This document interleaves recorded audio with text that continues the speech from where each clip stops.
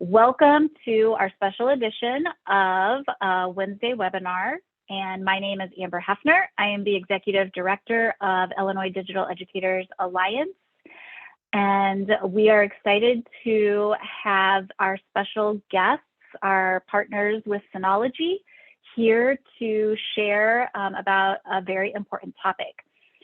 So I will be doing introductions with them, but just a few housekeeping items. We always love to engage and interact via our chat.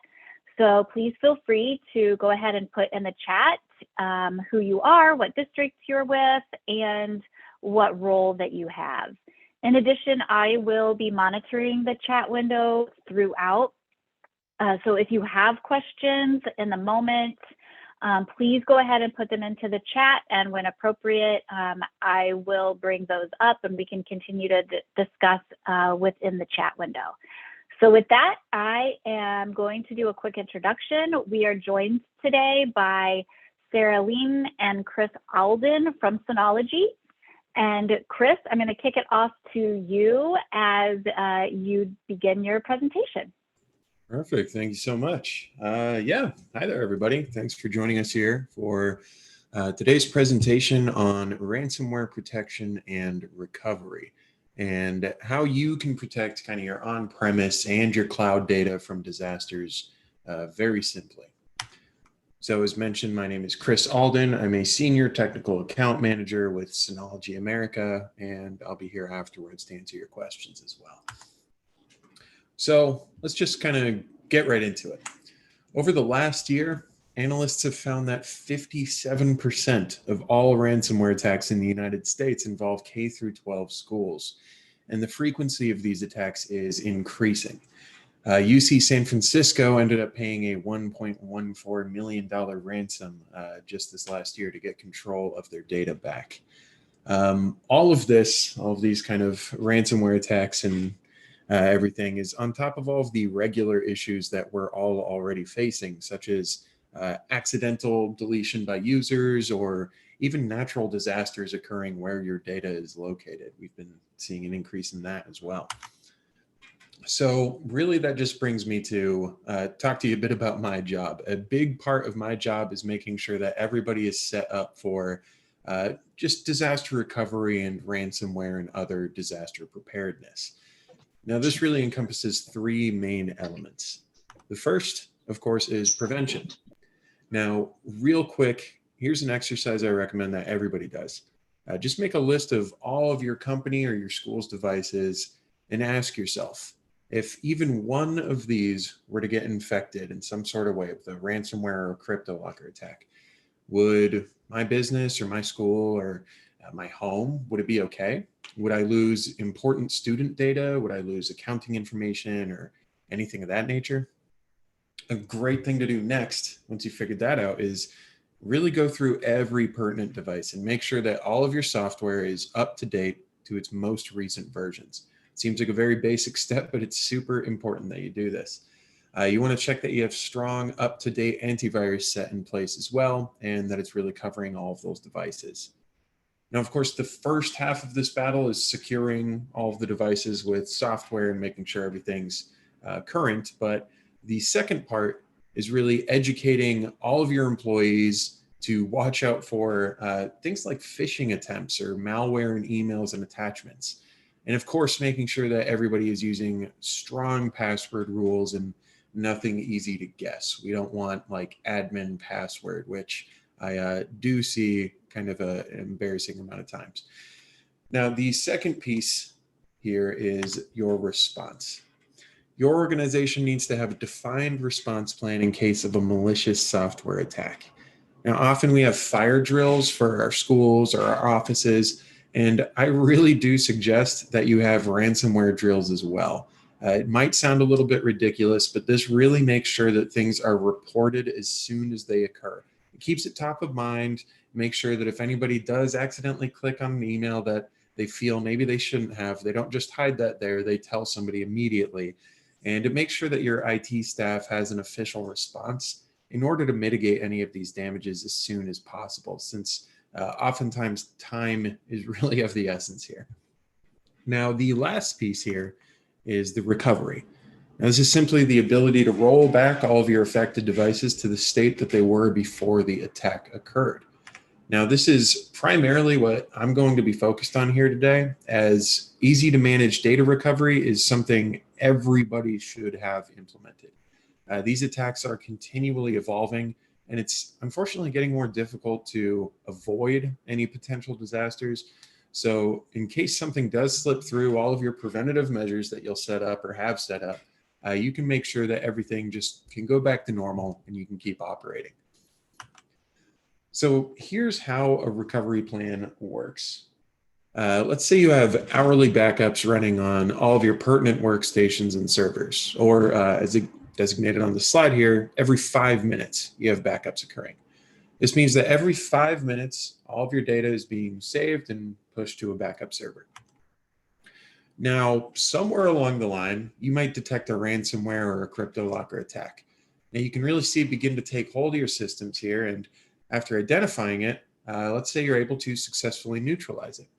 Unfortunately now, depending on how long it remained unnoticed or how fast it operated, you might have some infected machines that are asking for a ransom here.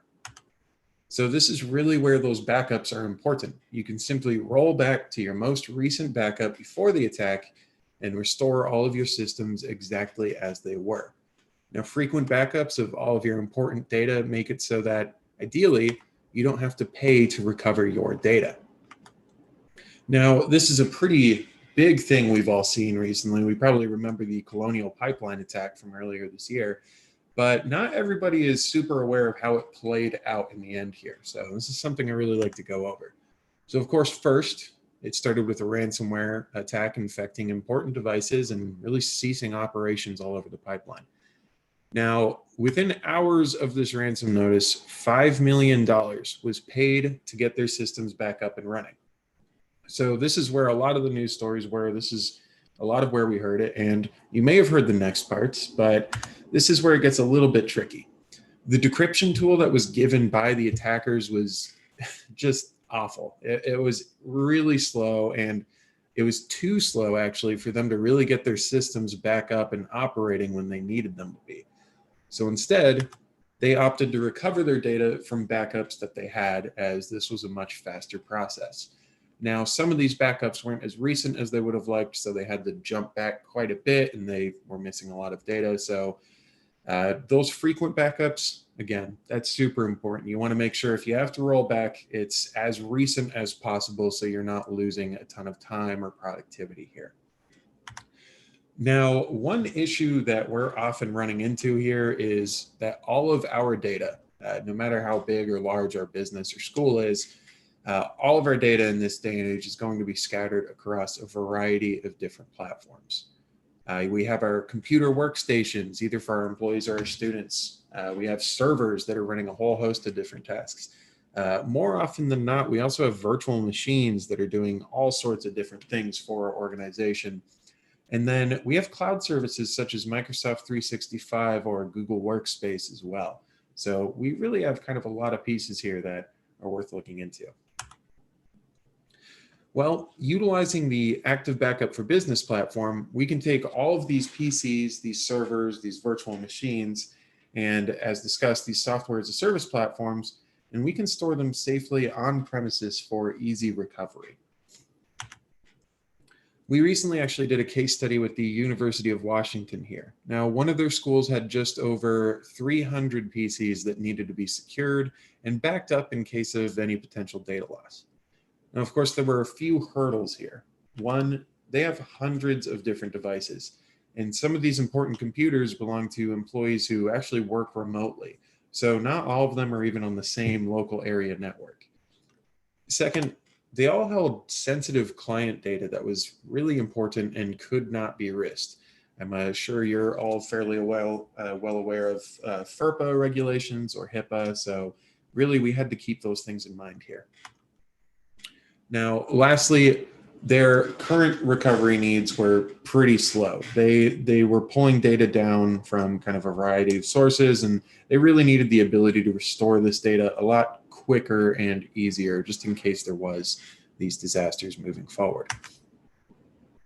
Now, by utilizing a singular on-prem NAS here, all of their remote workers and their in-office staff could have their computers and work files backed up every day on an automatic schedule to one centralized location, all safe and secure under all of the data regulations that they really needed to hit. So a good question here is, why did they opt for a local backup of all of this data? Now, first, and pretty important for the university, was they were able to save over $200,000 a year in recurring data backup subscriptions and cloud costs, while really keeping the same benefits of access to and protection of their data anywhere. Secondly, they really needed to keep that data under their control and within those FERPA regulations. By keeping the data on premises, they had full governance of who's allowed to access it and how they could access it. They can easily take it off away from the internet or keep it on a local network and make sure that everything, all of their sensitive data is kept safe. Now, lastly, again, in the event of any of these disasters or lost data, they can recover that data very quickly. Since many people in this case had terabytes of work data, they can't really rely on internet speeds, especially for some of those remote workers, to recover those systems. And in some cases, they don't want to use the internet at all because of this protected data. So this way, they can actually directly connect over a local network for a lot faster access here. So real quick, I'm just going to show you how we can go ahead and back up the PC that I'm currently using to do this demonstration on using Active Backup for Business. So we'll break out here. And this is DSM. So this is the operating system that comes with every Synology device.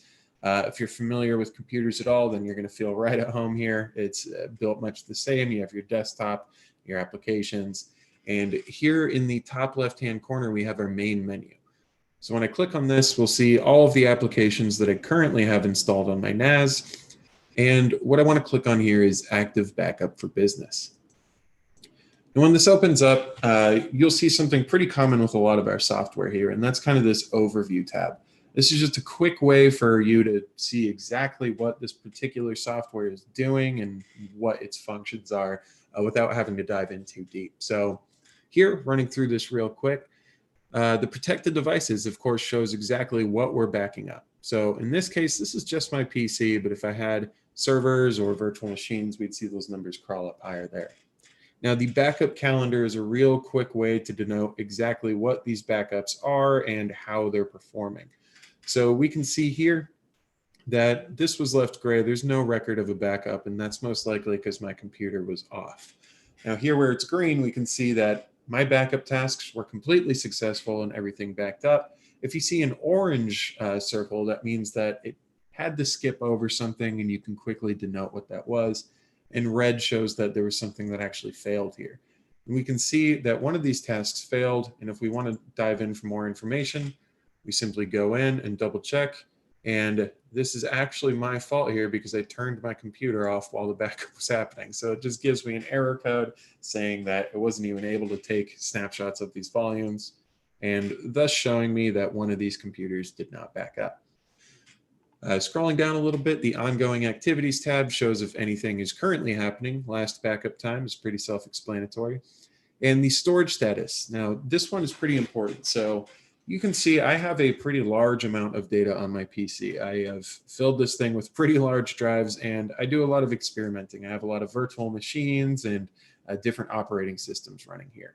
So across my partitions, I have around 17.5 terabytes of data, but since a lot of that is shared either by different partitions or operating systems, we're actually deduplicating that data down to about 7.5 terabytes that's saved on my NAS device. Now, your PCs, your physical servers, and your virtual machines will all be deduplicated against each other. So if you have 60 Windows 10 virtual machines, you're only going to be saving one copy of that operating system and thus reducing your data footprint pretty substantially. Now here you have your logs, which we kind of took a brief look at, but you can just access all of these here. Transmission trends shows you exactly which devices are taking up the most bandwidth in your backups. Let's go ahead and just create a backup real quick. So it works much the same with all of these devices, but since I'm connected to a PC, all we have to do is click on the PC that I've connected to in my network here, and I'm going to click Create Task. So here we just name our task. So Full backup. There we go. And this time we can do basically the entire device, including any external drives that are connected to it, specific volumes if we need to. The entire device will basically be a bare metal backup. So that's everything about your computer being saved there. So in case somebody comes in and throws my computer out the window, I can buy a replacement and then kind of flash it to be exactly as my previous one was, which is very nice. You can, of course, enable data transfer, compression, and encryption here as well. And when I click that, it's going to ask me to click a folder that I want to back this up to. So here, Active Backup for Business. I'll save it into this folder on my NAS device. Then I'll click Next. So it starts you off with a manual backup, but honestly, I don't really recommend this because people are forgetful and you're going to miss this for a few days after some time. So scheduled backups make this really easy. We can basically just back this up at any time we see fit and run it as often as we need to. So here you can choose specific days of the week or just choose weekends. You can run this every hour if you need to. I personally run this about once a day. And let's say, we want to back this up kind of at the end of the day when people have left the office. So let's say around here. And you can also back this up by event. So if you have a lot of people in your organization, you can make sure that anytime that their screen locks or they sign out, or even when they turn their computer on, that this backup task triggers, just to make sure that you're getting everything captured, maybe when they sign out at the end of the day. You can also just designate certain backup times as well. So if you have a lot of people in the office during kind of work hours here, you can disable those hours and make sure that backups aren't occurring then, and that they're only occurring during these off hours when your office bandwidth isn't being taken up. So once you get that all set up into the way you want it, you just simply click Next. And then it asks you about a retention policy. So how many versions of this backup data do you want to keep? So we suggest at least keeping a few, but this is all completely up for you. You can even go into the advanced retention policy, and as you can see, you can get pretty granular with how you're keeping this data. Now here, let's just say I'm going to keep the previous 10 versions of all these backups and click Next. It simply asks you to overview everything here, and if it looks good to you, you click Done, and it'll ask if you want to back up now. So in this case, I set it up to back up at the end of the day, so I'll hit No, and we can see here that it has not backed up yet, but it shows when our next backup time is going to be. So that's how easy it is to get started. You can, of course, back up multiple devices and multiple groups of devices this way as well. But that's how you can get started kind of with Active Backup for Business there. So jumping back into the slides, now that we've got these backups of our devices, we actually have quite a few restoration options available to us as well. Now, we can do full system restores of our PCs, our Windows servers, and VMware or Hyper-V virtual machines. Additionally, we have full file level restore of all of the devices you can back up. And for PC and Windows Server backups, we have a really cool self-service restore portal. So with our self-service recovery portal, your users can restore their own files in case they go missing or get deleted or somebody accidentally overwrites something important. They can only access their own backed up files and no one else's. So really good way to make sure they aren't accessing other people's computers. And they can directly recover the file to either where it originally was on their machine, or they can download a fresh copy where they need it to be. So if they don't know the directory that they'd saved it to originally, they can then just download a fresh copy to their desktop and access it there. Now, really, this is all aimed at reducing the number of kind of menial tickets that IT teams have to deal with on a daily basis. And ideally makes it a lot easier for IT to then deal with kind of bigger issues and your employees to be a little bit more self-controlled and manageable there. Now, let's shift back and talk about how ransomware kind of works for a moment. Since we're backing up our computers, we need to know a few other things about ransomware. Now, the main goal for all of us here is to really avoid the spread of ransomware's encryption. Now, here's how it's really designed to play out. Let's say one of our employees' PCs here gets infected with ransomware through some means, such as a creepy email attachment, and now, unfortunately, their files are starting to get encrypted. We might not even notice it yet at this point. This is operating in the background, and the employee could be doing they could be working directly, not seeing that that's happening, or they could be on lunch and come back to the locked computer. Now, if we have these hourly backups or every 5 minutes, our infected device is going to connect to that NAS, and we could easily see this kind of proliferate across the network and start to affect our other devices. Now, all of a sudden, we have these encrypted files that are backed up on our NAS and where all of our backed up data is. So this kind of seems like this could be a disaster. Well, let's take a look at a complete disaster recovery plan. Now, the first step here is getting all of our data to our primary backup. That's what step 1 looks like, but there's actually a step 1B that I really want to discuss here.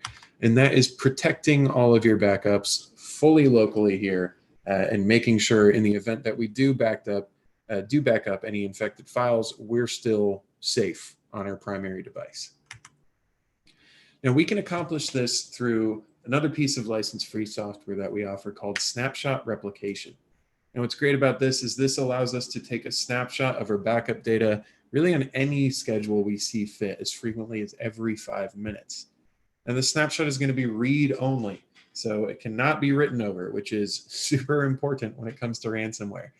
And it allows us to almost instantly recover our systems exactly as they were at the time of the snapshot. Now, lastly, by using smart retention policies, you can make sure that older snapshots that might not prove useful anymore are freed up, maintaining a smaller data footprint on your NAS, which is always a nice side effect. So real quick, let's just open up snapshot replication here and take a look at how we can set up a quick snapshot. So I'm actually going to jump over to this device here. And again, we'll click on the main menu, and this time we'll open up snapshot replication.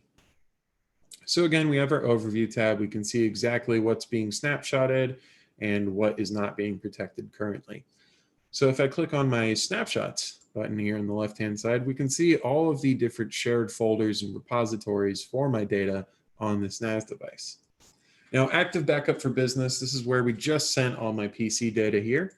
So let's say we want to do a snapshot. You can either click this drop down and take an immediate snapshot right there, but again, that's pretty manual and it would be a lot easier to set up a schedule. So to do that, we click on settings, and then you can enable a snapshot schedule right here. So we can do this daily, again, anytime we see fit, run this every hour. We can even run this as frequently as every 5 minutes if we need to, but we have tons of options here in case we need to kind of expand out exactly how we're capturing this. And then for retention, again, you have a ton of options here as well. You can either just denote exactly how many you want to keep, how many days you want, or again, kind of these advanced retention policies where you can really tailor it to the way you want. Now, we've got these snapshots, we've got it all scheduled, but let's say we did back up something we didn't want to back up, and now we need to roll back this folder to make sure we're kind of going back in time to before we made that unfortunate error. What we do is click on the recovery tab here. So here you can actually see all of the different snapshots we've taken of the particular folder. So here I can click on recover, and we can see in time all of the snapshots that have been taken of this folder in line with our retention policy. So let's say we detected something kind of late last night, and maybe we want to roll back kind of a couple hours here. We can click on this time exactly, the one we want to recover to. And if you just want to grab specific files, you can click Browse, and that will just pull up the Explorer there, and you can download all of the particular files to your heart's content. Or if you click on Action, you can restore that folder, all of it, to exactly as it was at this time, or make a clone of all of this data with a new name in case you don't want to overwrite all of it for any particular reason. So you've got a few options there, but really, again, it's all just designed to be a few clicks to make sure you can snapshot and protect this data locally and then recover to it in case of any sort of disasters there. So far, we've done a pretty good job of preparing ourselves for really any potential malware attacks, but there are, of course, other accidents and disasters that we need to be aware of as well. Now, I'm talking about things like building fires or floods, or even somebody just coming in and spilling coffee all over your server, which I have seen a few times. So this is where the next step is going to come into play. We want to take all of our primary backups and we want to push them to an offsite location for safekeeping and easy recovery in case our primary site were to have any potential issues. Now, snapshot replication can come to the rescue here once again, actually. Those snapshots that we're taking of our primary backups can be replicated over to a secondary device, no matter where in the world it's located. So for instance, your school could replicate their backup data to a device in another school or to an administrative office or even the principal's house. Now, additionally, if you have several different branches here, you can have all of them replicate their data to a single primary offsite device. This way, if any of your branches were to lose their device, you can recover it exactly as it was from kind of your headquarters device directly. You have a lot of different kind of architecture options here. And real quick, we'll jump right back in and show you how that works. So probably shouldn't have closed it, but we'll open up snapshot replication again. And this time we'll click on the replication tab.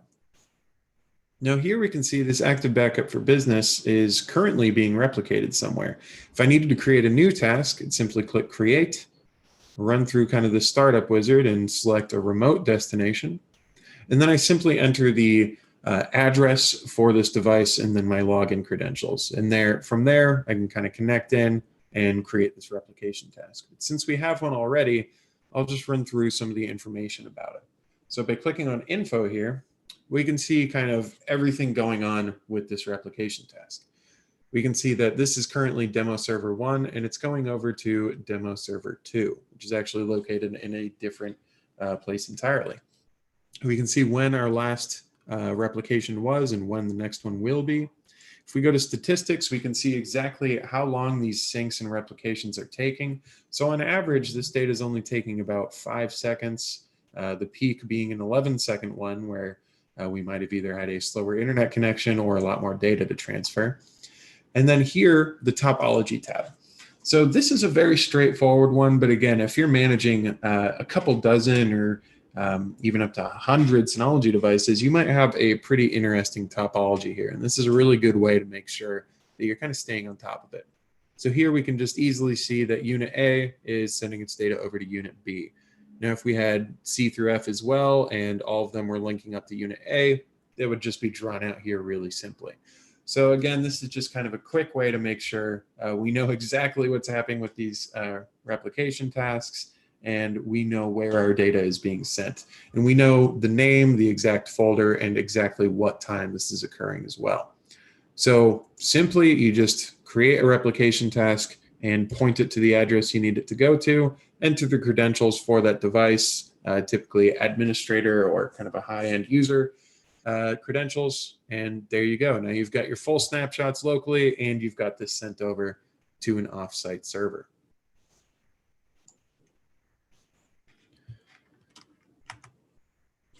Now, here we're going to focus kind of on one last piece, and this is something very important that, again, everybody should have implemented or they should be working on getting implemented here. And this is backing up all of this data and all of our protected data here to the cloud. Now, we can accomplish this with Hyper Backup. This is another one of our free applications, and this will allow you to send your data to any of the major cloud providers that you or your organization might already have an established relationship with. So Azure, Dropbox, Google Drive, and really any S3 compatible storage option as well is going to be fully functional and able to be utilized fairly seamlessly here. Now, I'd be pretty remiss if I didn't mention that we offer our own cloud storage target here as well, Synology C2. Now, this is fully integrated into DSM. This is very easy to pick up right from the gate. And what I always really like to mention about this is it has no surprise fees, either for upload or for download. Now, sometimes cloud services will hit you with download or restoration fees, which typically, if we're pulling large amounts of data down from the cloud, we're most likely experiencing kind of an emergency in our main data center here. So this means this can really leave you with a large bill to foot on top of the already large disaster going on for your organization. which is something we always like to avoid. Lastly, something pretty cool about this is all of your data can be encrypted before upload, meaning that it's going to be safe on premises and then in transit and in the cloud. So kind of for my last thing here, I would like to go ahead and just perform this final step and send all of our backed up data up to the cloud. So once again, you can probably say it with me here. We're going to click on the main menu here. And this time we're going to open up Hyper Backup, which again, this is all of these pieces of software are available for free download and free usage on any business class Synology device. So here, as soon as you open this up, we can see we have not created a task before. So instead of an overview, it's going to ask us to create a task. So we can see we have a few options with Synology. We can either back this up to a local folder, another Synology device, or even to a USB that we're plugging into our Synology device. We have C2 here as well. And if we scroll down, we have a few different file server protocols. So if you have other file servers from different manufacturers that you're currently using and you added Synology to the mix, you can make sure that all of your Synology NAS data is then being sent over there as well, which is always good to have all of these extra layers of protection. You really can't be too redundant in a lot of cases.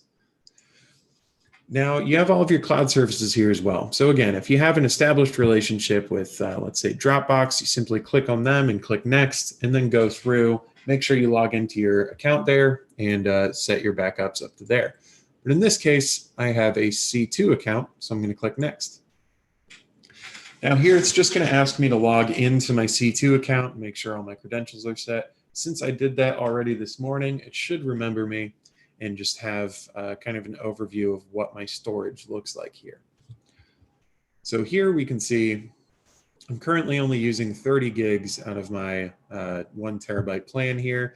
And if I was backing up a lot of data and I needed to quickly kind of upgrade the space, simply click this link and that just lets me upgrade the space to kind of whatever I need it to be. Now here in the top right corner, I can actually see what region I'm accessing. So currently we have 2 data centers. We have one located in Seattle and another located in Frankfurt, Europe. So if I wanted to back this up to the German data center, I'd simply click on this and I'd be good to go. But for kind of ease of use and better speeds, I'm in North America, so I'm going to click that North American data center. So here I'll click next, and this is just asking if I want to allow Hyper Backup access to my C2 storage pool. So I'm going to click allow. So basically just making sure it can automatically do this on my behalf. Now here we're going to create a backup task. Now it defaults to a directory name that's just the name of my server, the date, and the time that I'm currently accessing it. But I can really change this to anything I need, or I can even relink to an existing task if I've moved this device to a different internet connection and I need to kind of pick up back where I left off. I'm going to click next here. And here I can just choose exactly what it is that I'm backing up. So I can take my entire storage volume, which is all of the data on my NAS here, or I can just grab particular folders. So in this case, let's grab that active backup for business folder that we just worked so hard to protect. Make sure we're sending that to the cloud. Now, if we are backing up maybe something that's used as a file server within my organization, I can create file filters and make sure that I'm either including specific types of files or excluding things that might be temporary. Maybe you're trading a lot of files that you know are only going to exist on there for a day or a couple days at a time, and you don't necessarily want those taking up your cloud space. So all you do is enter the extension here. So let's say an MP3 and add that. Now, anything that is an MP3 in this backup folder will not be sent up to the cloud. Just a really quick way to make sure you're kind of cleanly only sending the data that you want there. And we'll click next. And I always recommend people take a look at this because here I'm actually going to enable all of these. Now, I do quite a few things with my Synology NAS here. I have a lot of different applications running, and thus I've spent a lot of time tailoring this to my needs. There's a lot of logins and passwords and users and everything I've kind of got situated to exactly how I need it. And really, I don't want to lose that. So again, if something happens to my NAS device, if somebody kicks it over or building fire takes it out, I want to make sure that everything, all of my credentials, all my information about my NAS is going to be saved here. And that way it's just sent up to the cloud and I can recover it and kind of get my NAS back up and running on a new replacement NAS device if I need to. Click next here, and then you simply name the task. So Synology C2, that's a pretty good name since that's exactly what we're doing. You can enable task notifications and detailed change logs here.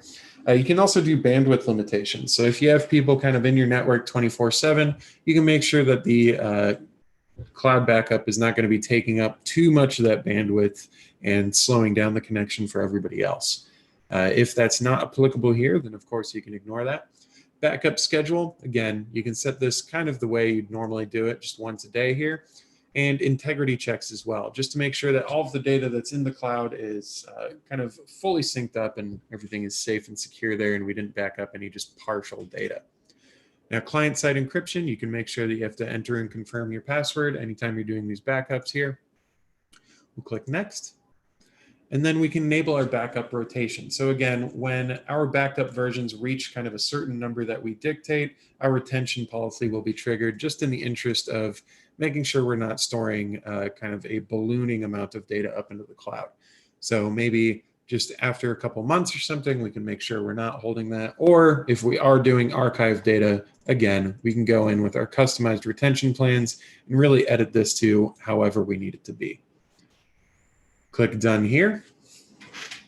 And then once we do that, it's going to kind of run into the task summary, and it's just setting up this task and communicating with our C2 account, making sure everything's set in place. It's going to ask if we want to run a backup now or if we want to wait until that scheduled one. If I click yes here, it's going to immediately just do our first backup and then do the next one on schedule.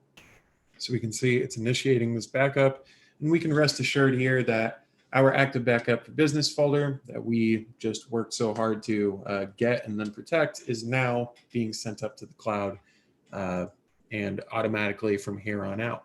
If there were any issues with any step along this process, you can of course set notifications up to really any way you see fit. If you need a text message or an email or push notifications on your workstation, you can make sure every step along the way, if there's ever an error, you can be immediately notified so you can go ahead and fix it. So that about does it for me here, folks. Thank you so much for your time here today. And as always, we're really keen to hear from you. So we're dropping a link to a survey here in the chat. And if you complete that for us and you give us your honest opinion, you'll be entered to win a DS220 Plus. Now, this is a great unit because this is kind of our entry into the business class series, and it's capable of performing all of the functionality that we just talked about here today. So if you're a small business or a small school, this will prove useful. And for the home users, this is something that's really useful as well. So again, thank you so much. We'll be taking a few questions and answering other questions kind of as they come up as well. If you have any questions that we don't get to here today, feel free to email us. A huge part of my job is just making sure I get those answered for you. So stick around if you have any, and otherwise, thanks so much for joining. Thank you so much, Chris. I know we did have some questions. So for those of you who are with us right now, feel free to put your questions in the chat, or you can also come off mute and ask your questions to Chris that way as well.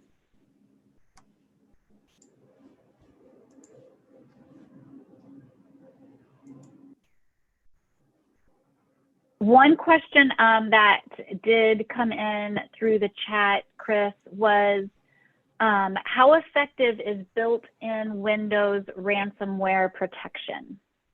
So unfortunately, I'm not super sure how it is on the Windows side there, but that is kind of specifically one of the reasons we like to use just any sort of backup plan here. The Windows ransomware protection, I'm not super familiar with how it works, but unfortunately I do know things get through it. So really just like to make sure we have a backup set in place there. And, you know, in case something does go through it for any needs, we can, you know, just get back up and running kind of quickly as possible. But I've heard mixed things. Unfortunately, I've got no pertinent data to share for just how exactly that works on their side.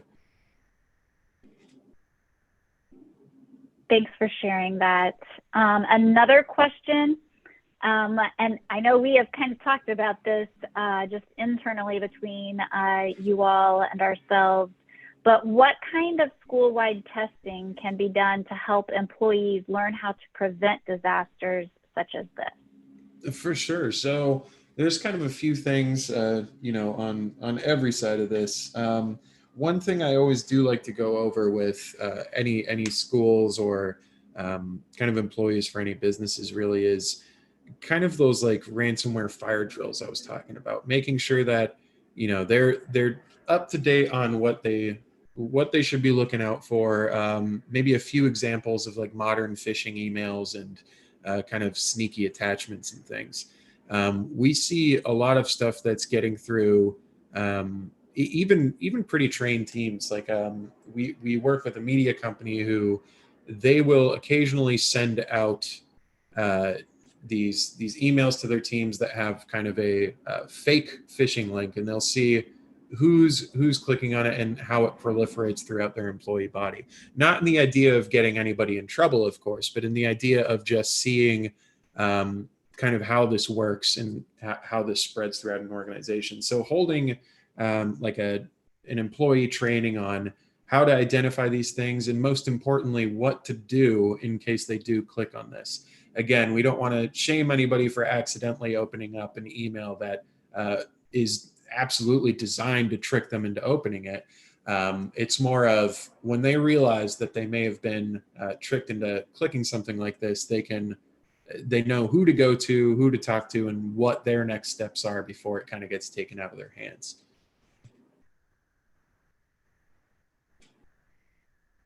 Very helpful, Chris. Thank you so much. And I know that that is a big question that a lot of districts are discussing and asking about, similarly to doing, as a former administrator, we did tornado drills and fire drills. These are actually things that we need to think about on the cybersecurity side as well.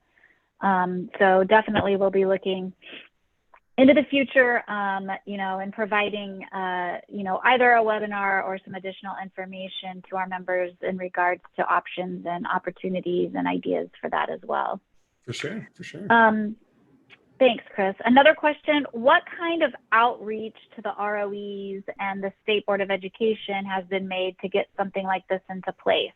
And I don't know, Chris, if you can answer that or not, but unfortunately, Mike, I wish I could. Right? Yeah, that's a great question. I know that the State Board of Ed is looking into hiring some actual potential cybersecurity educators. I don't know if that's the right word necessarily or not, but I know that this has been a big discussion and several meetings that we've been a part of. So that is a great question. And I definitely think, it is a bigger potential problem, right? Like this isn't just a school district problem.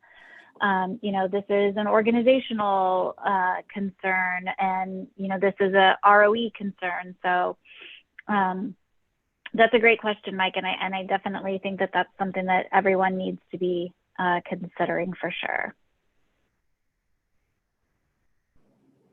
All right. Are there other questions that anyone has? Again, please feel free to come off mute or put some information into the chat window.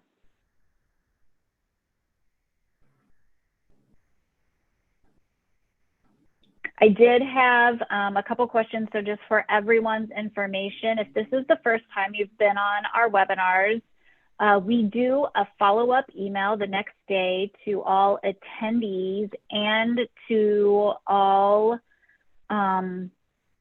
registrants with the recording and additional information. So Synology will be sharing some information with us that we will put into the follow-up email tomorrow. So you will receive that.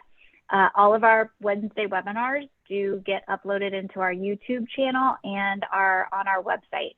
So it will be available tomorrow for anyone to watch. So please feel free to share those with whomever you would like to have watch them.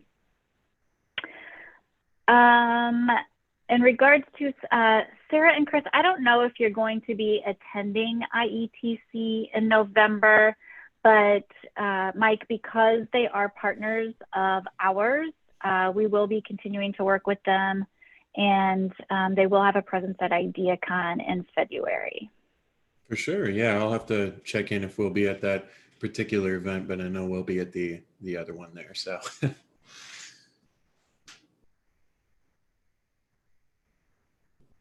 All right. Well, with that, Chris and Sarah, thank you again so much.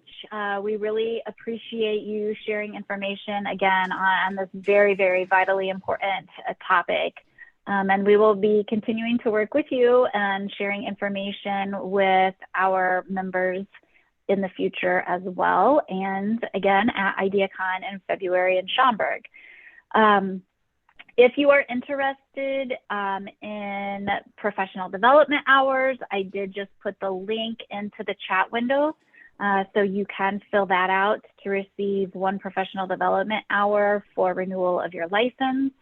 And be on the lookout for a follow-up email on this session tomorrow morning. And with that, we appreciate it. Keep me posted on anything that you all need, and we will do our best to work with our partners to bring future Wednesday webinars to you at no cost through our partnerships like Synology. So thanks, everyone, and have a wonderful day. Take care. Have a good one, everybody.